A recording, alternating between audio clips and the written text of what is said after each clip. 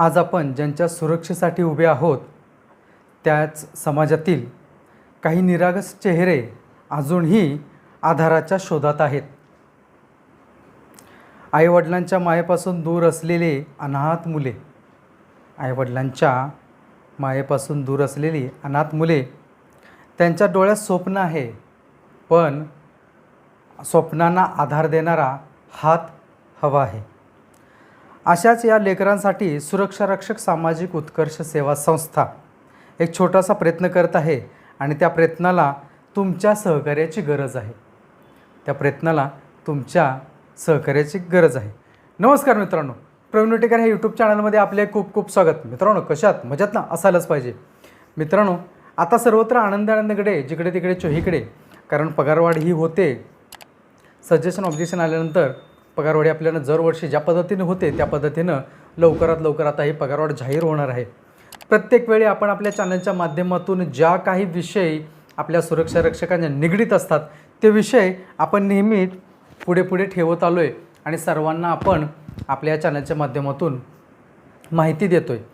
आपण आवाज दिलात, आपण एक प्रयत्न केलात, त्या पद्धतीनं मीही हा एक प्रयत्न करतो आहे की आपल्यापर्यंत सर्व काही माहिती पोहोचावी आणि हा प्रामाणिकपणे प्रयत्न आहे.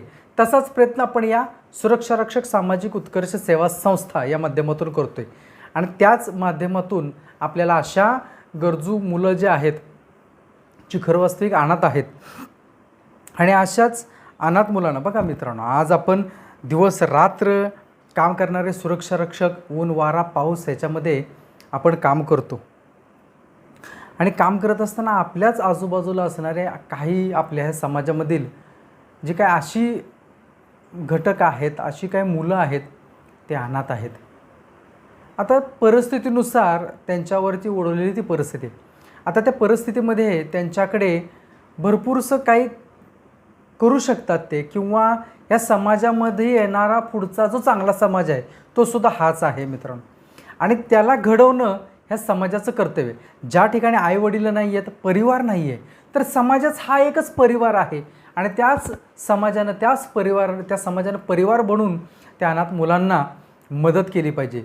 कदाचित त्याच्यातून एक कोणी या समाजासाठी येणाऱ्या पुढील आपला जो समाज आहे त्याच्यासाठी आणखीन चांगलं काही करू शकतो किंवा करेल देखील. आणि असे बरेचसेच उदाहरण आहेत की ते केलेले सुद्धा आहेत. आता आपण या मुलांना काय करणार आहोत? आता सध्या जर एखादा पाहिलं आपण तर मित्रांनो, दिवसाकाठी आपण जो खर्च आहे, आपल्या चहा पाण्याचा जो खर्च आहे, आपण काही जास्त मदत नाही आहे, आपण काही जास्त मदत नाही, कारण आपण ही सुद्धा तुटपुंज पगारामध्ये आपल्या मुलांचं शिक्षण, आपल्या घरचा परिवारचा सगळं काही खर्च आपण करतच आहोत, त्याबद्दल काही दुमत नाही. परंतु ही जी एक सेवा आहे, कराल सेवा तर मिळेल मेवा, आणि अशाच पद्धतीने ही जी सेवा आहे ती सेवा केली पाहिजे. आणि याच्यातूनच आपल्याला या समाजामध्ये आपण एक समाजातला घटक असून सुद्धा अशा पद्धतीनं आपल्यावरती सुद्धा ही परिस्थिती आहेच म्हणायची, तरीसुद्धा आपण मदत करतोय. ही एक जी गोष्ट समाजामध्ये आणि शासनापुढे जर जाईल ना मित्रांनो, ती खरोखरच एक वेगळी आणि विलक्षण आणि चांगली, आणि आपल्या सुरक्षा रक्षक मंडळाला सुरक्षा रक्षकांचे मान उंच करून घेण्याकरता ही जी आहे ती अशा पद्धतीची सेवा जी आहे ती सेवा आहे. आता तुम्ही म्हणाल की मित्रांनो, आपला दिवसाकाठीचा खर्च जो आहे, बरेचसे सुरक्षा रक्षक चहा पाण्याचा खर्च जो असतो, आपण जो दिवसा खर्च करतो तो तेवढाच खर्च आपल्या चहा पाण्याचा जो नाश्त्याचा खर्च असेल तीच सेवा म्हणून आपण सेवा करायची. आता कशी काय सेवा करायची, तर आपल्याला हा QR कोड दिसेल मित्रांनो. हा QR कोड आहे. या QR कोडवरती आपण स्कॅन करा आणि त्याच्यावरती आपल्याला जी काही मदत आहे ती मदत आपण पाठवा. आता हा QR कोड संस्था बनून आपल्याला मित्रांनो 1 वर्ष झालं. गेल्या वर्षी आपण या संस्थेचं ऑडिट वगैरे केलं आणि बरेचसेच लोक म्हणत होते, हां काय संस्था आहे, काय असं तसं कोण, काय पैशाचा गैरव्यवहार करणार, एकही रुपया इकडे. अहो कसला रुपया, आता त्याच्यात जाऊ दे, ते सांगणं काय उचित नाही आहे, कारण जो काही जमा होतात त्याच्यापेक्षा खर्च हा जास्त असतो. आपल्याकडे जे जमा होतात फार कमी प्रमाणामध्ये, कारण संस्था नवीन आहे, सर्वांच्यापर्यंत पोहोचलेली नाही आहे आणि आत्तापर्यंत पोहोचायला पाहिजे सर्वांच्यापर्यंत. आणि सर्वांची मदत, बरेचशाच लोकांना वाटतं की आम्हाला ही मदत करायची, परंतु कशा पद्धतीने करायची ही माहिती नसतं आणि हळूहळून जातं. पहा ना मित्रांनो, अशी काही लोक या समाजामध्ये आहेत, मुलं अशी काही आहेत हो, अनाथ आहेत. बदलापूरच्या आसपासमध्येच अनाथ आश्रम आहे, त्या आश्रमामध्ये आपल्याला आपणही आपल्या संस्थेचं काय मोठी एवढं कॅपॅसिटी नाही की खूप काय देऊ, परंतु आपल्याला काय देता येईल त्यांना रेशन धान्य वगैरे जे काय आहे ते चालणार 2-3 महिने चालेल बाबा त्यांना सध्याच्या परिस्थितीला, ते करता येईल. त्यांना शालेय उपयोगी वस्तू काय आहेत का त्या आपल्याला देता येतील. त्याच्यातूनच एक समाज हा मोठा पुढं घडणार आहे. त्या मुलांना जर योग्य मार्गदर्शन भेटलं, योग्य त्यांना शिक्षण जर मिळालं, तर ते नक्कीच मुलं या समाजामध्ये चांगली घडतील. कारण समाज हा सुशिक्षित असेल तर हा समाज चांगल्या पद्धतीनं येणाऱ्या पुढच्या काळामध्ये आपला हा देशाचं नाव उंचवण्याकरता पुढे येतील. हे तरुणच आहेत जे येत्या काळामध्ये देशामध्ये देश चालवणार आणि देश पुढे घेऊन जाण्यासाठी हे आहेत. आता AI जनरेशन तर आहेच, त्याबद्दल काय तिळमात्र शंका नाही. खूप चांगले हुशार मुलं आहेत आत्ताची, हो खूप सारी हुशार आहेत, मुलं मुली हुशार आहेत. आणि म्हणूनच अशीही काय अनाथ मुलं आहेत तीसुद्धा हुशार आहेत.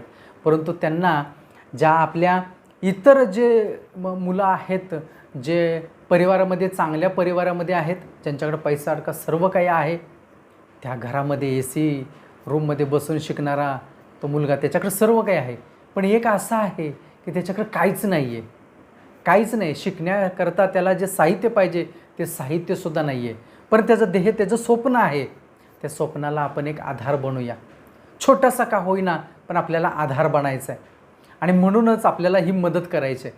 आता मागे एक वेळ आपण मदतीसाठी हात केला होता, तर मला वाटतं की आपल्या नवी मुंबईमधली MSCBचे आपले सुरक्षा रक्षक, त्या ठिकाणी आपले जे सुरक्षा अधिकारी जे आहेत साळुंके साहेब, त्यांनी खूप पुढाकार घेतला. ते सुद्धा मदतीसाठी नेहमीच पुढे असतात. आपल्या सुरक्षा रक्षक मंडळाचे अध्यक्ष अशोक डोके साहेब यांनासुद्धा खूप म्हणजे पुढे हे अशा सगळ्या काही गोष्टी जर मदत होत असेल तर ते सुद्धा नेहमी अशा गोष्टीला सपोर्ट करतात, आधार देतात की हां तुम्ही खूप चांगली गोष्ट करताय आणि अशी केली पाहिजे. ते नेहमी सांगतात की अशा गोष्टी तुम्ही करत चला. वेगवेगळ्या गोष्टी अशा ह्या ज्या काही गोष्टी समाजामध्ये आहेत त्या ठिकाणी कोणीच पोचत नाही, कोणाचा हात हातभारसुद्धा लागत नाही. त्या ठिकाणी आपला हातभार लागला पाहिजे आणि ते आशीर्वाद आपल्याला मिळाले पाहिजेत. ते आशीर्वाद आपण घेऊया. ते आशीर्वाद आपल्याला खूप काही मोठं येत्या काळामध्ये देऊन जाईल. सध्या कुठे जर गेला तर तुम्हाला आता आशीर्वाद म्हटलं तर मनुष्य हा मनुष्यालाच वाचवतो ना. तिथे जात पात धर्म पंथ काय पाहायला जातो का. एखादी घटना घडली, मुंबईमध्ये तर खूप काही घटना घडतात, चंगराचंगरी होते, कुठे काय घटना घडते, तर त्या ठिकाणी त्या धावून येणारी जी व्यक्ती आहे ती काय पाहते का कोणत्या समाजाचा आहे, कोणत्या धर्माचा आहे, कोणत्या जातीचा आहे? नाही हो, ते पाहत नाही.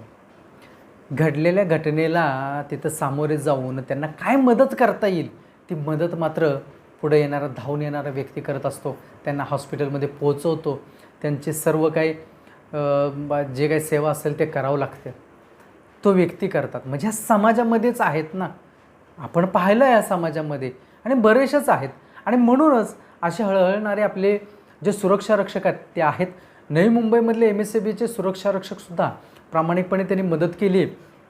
ते म्हणत असे साहेब आम्हाला पावती भेटली नाही, तर आपण पावती बुकसुद्धा त्यांच्याकडे दिलं होतं. त्यांच्याकडं नसेल तर आपल्याला ते पावती बुक बनवावंच लागतं.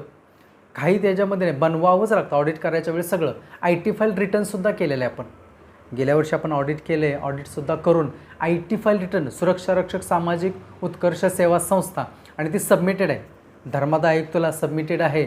सुरक्षा रक्षक सामाजिक उत्कर्ष सेवा संस्था या माध्यमातून आपण त्या ठिकाणी जाऊन ही माहितीसुद्धा घेऊ शकता. ज्याला वाटेल की आम्हाला काय माहिती पाहिजे त्या ठिकाणी जाऊन ऑडिट सबमिट केलेलं आहे.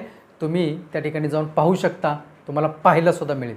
आणि यावर्षीसुद्धा आता सर्व तयारी झालेली आहे. ऑडिटसुद्धा आपलं तयार आहे, बनतं सर्व काही. त्याच्यामध्ये आमचं ऑडिटर आहेत, प्रोफेशनली ते कन्सल्टंट आहेत. आणि इकडे वस्तूसुद्धा त्यांची म्हणजे 1 रुपयाचंसुद्धा इकडे करत नाहीत. फार त्यांना सगळ्या काही गोष्टी द्याव्या लागतात, व्यवस्थित सगळं काय ते पाहावं लागतं. सगळं बिल बुक सगळ्या काय गोष्टी असल्याशिवाय ते ऑडिट क्लिअर करतच नाही, बिलकुल करत नाहीत. ते हे गोष्टी द्याव्या लागतात. आणि मग ह्या सुरक्षा रक्षक सामाजिक उत्कर्ष सेवा संस्थेवरता आपला जो विश्वास आहे तो विश्वास असा दृढ होत चालला आहे मित्रांनो. हीच गोष्ट आहे, हाच संदेश आपल्या सर्वांच्यापर्यंत पोहोचवायचा आहे. आणि खाली संपर्क क्रमांकसुद्धा देतो आहे माझा.